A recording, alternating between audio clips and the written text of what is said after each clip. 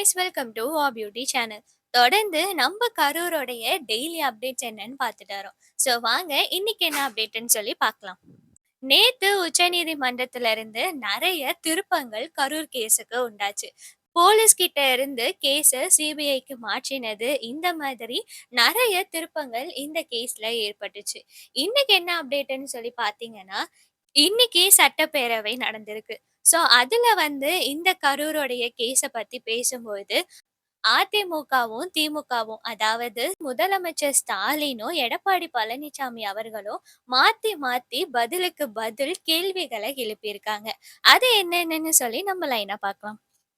முதலமைச்சர் அவர்கள் என்ன சொல்லியிருக்காங்கன்னு சொல்லி பார்த்தீங்கன்னா, கரூர்ல நடந்த பெருந்துயரத்த ஒரு நபர் மீது மட்டும் எங்களால பழி சுமத்த முடியாது. இந்த கரூர் மேட்டர்ல சில பேரு திட்டமிட்டு, இந்த கரூருடைய பிரச்சனையில சில பேரு நல்லா பிளான் பண்ணி கவர்மெண்ட் மேல எல்லா பொய்களையும் பரப்பிட்டு இருக்காங்க. இதுல நடந்த உண்மை என்ன அப்படின்னு தெரிய வேண்டியது கவர்மெண்ட்டுக்கு ஒரு மிகப்பெரிய கடமையாவே இருக்குன்னு சொல்லியிருக்காரு. நேற்றைய தினம் கோர்ட்ல கேஸ் நடக்கும்போதே ஜட்ஜே வழக்கறிஞரை கேட்டிருப்பாரு, ஏன் அவ்வளோ சீக்கிரம் போஸ்ட்மார்டம் பண்ணீங்கன்னு சொல்லிட்டு.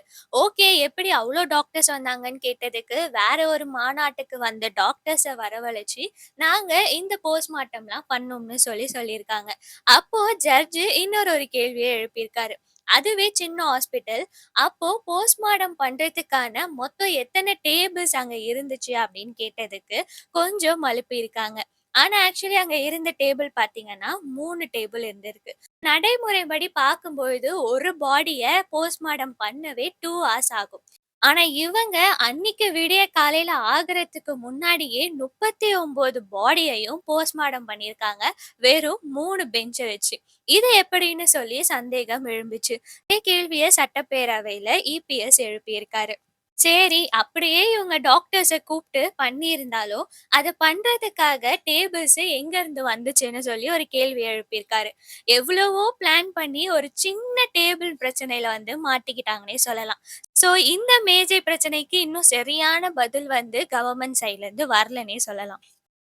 2 பேரும் பயங்கரமா பதிலுக்கு பதில் கேள்விகள எழுப்பினாங்கன்னு சொன்னேன்ல.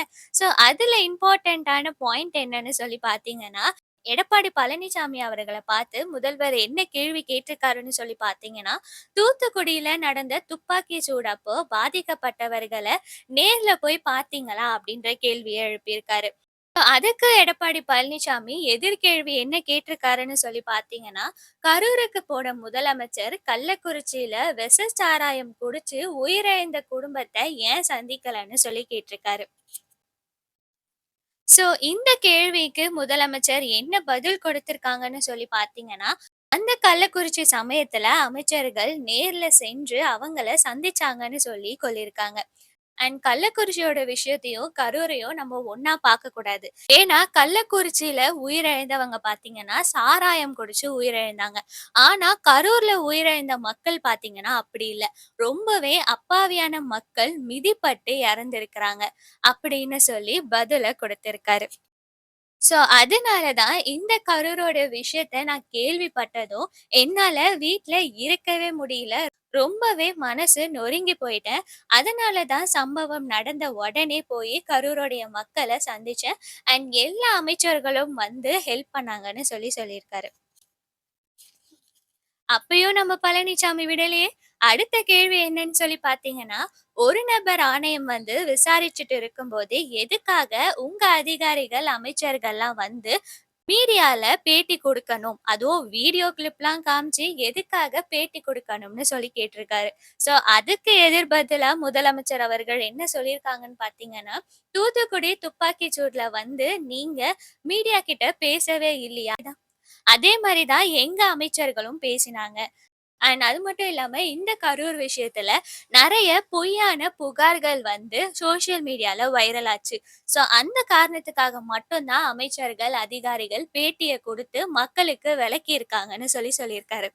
அண்ட் அடுத்து முதலமைச்சர் என்ன பாயிண்ட் சொல்லியிருக்காருன்னு சொல்லி பார்த்தீங்கன்னா, கரூருடைய தாவேகா பரப்புரை கூட்ட நெரிசல்ல சிக்கி பாதிக்கப்பட்டவர்கள தமிழ்நாடு அரசு தான் காப்பாற்றுச்சுன்னு சொல்லியிருக்காரு. ஸோ அதுக்கு எதிர் பதிலா நம்ம பழனிசாமி என்ன சொல்லியிருக்காங்கன்னு சொல்லி பார்த்தீங்கன்னா, கரூரோட விவகாரத்துல நீங்க முன்னெச்சரிக்கை நடவடிக்கை எடுத்திருந்தா, இந்த அசம்பாவிதமே நடந்திருக்காதுன்னு சொல்லி லாக் பண்ணியிருக்காரு. பழனிசாமி அவர்கள் என்ன சொல்லியிருக்காங்கன்னு சொல்லி பார்த்தீங்கன்னா, இதுவரை இந்தியாவுடைய அரசியல்ல இப்படி ஒரு வரலாறு இருந்ததே கிடையாது. எந்த ஆட்சியிலயும் இப்படி ஒரு சம்பவம் நடந்ததே இல்ல. ஆனா உங்க கட்சியில மட்டும் தான் இப்படி 41 பேர் வந்து உயிரிழந்து கிடக்குறாங்கன்னு சொல்லியிருக்காரு. இதுக்கு முதலமைச்சர் அவர்கள் என்ன சொல்லியிருக்காங்கன்னு பார்த்தீங்கன்னா, விஜய் அவர்களுடைய பிரச்சார வாகனத்துக்கு பின்னால ஏராளமான மக்கள் வந்து பின்தொடர்ந்து வந்தாங்க. ஸோ அப்படி பின்தொடர்ந்து வந்து அவங்களும் இந்த கூட்டத்துல ஜாயின் பண்ணதுனால தான் கூட்ட நெரிசல் அதிகமாகி இப்படி ஒரு துயரமான சம்பவம் நடந்திருக்கு அப்படின்னு சொல்லியிருக்காரு. அண்ட் போலீஸ் அதிகாரிகள் விஜய் அவர்கள் கிட்ட இந்த இடத்திலேயே நீங்க பேசிடுங்கன்னு சொன்னத மீறி, நாங்க கூட்டத்துக்குள்ள தான் போய் பேசுவோம்னு சொல்லி பேசினதுனால தான், இப்படி ஒரு அசம்பாவிதம் நடந்துச்சுன்னு சொல்லியிருக்காங்க. அதாவது ஸ்டாலின் அவர்கள் முன்னாடி சொன்ன பாயிண்ட் பார்த்தீங்கன்னா, தனி நபர் மேல இந்த குற்றத்த செலுத்த முடியாதுன்னு சொல்லியிருக்காரு. ஆனா இவங்க பண்றது என்னன்னு சொல்லி பார்த்தீங்கன்னா, விஜய் அவர்கள் மேல மட்டும் தான் எல்லா குற்றத்தையும் சுமத்திட்டு இருக்காங்க. ஸ்டாலின் அவர்கள் எப்படி திருப்பி விட்டுருக்காங்கன்னு சொல்லி பார்த்தீங்கன்னா, விஜய் அவர்களுடைய கட்சி கூட கூட்டணி அமைக்கிறதுக்காக தான் இப்படி அதிமுகவினர் வந்து பல கேள்விகள இதுக்கு எதிரா எழுப்பிட்டு இருக்காங்கன்னு சொல்லியிருக்காங்க. ஸோ அதுக்கு பழனிசாமி என்ன சொல்லியிருக்காங்கன்னு பார்த்தீங்கன்னா, கூட்டணிக்காக நான் பேசல. அவங்க தமிழர்கள்ன்றதுனால தான் நான் இந்த குரல குடுத்துட்டு இருக்கேன்னு சொல்லியிருக்காரு.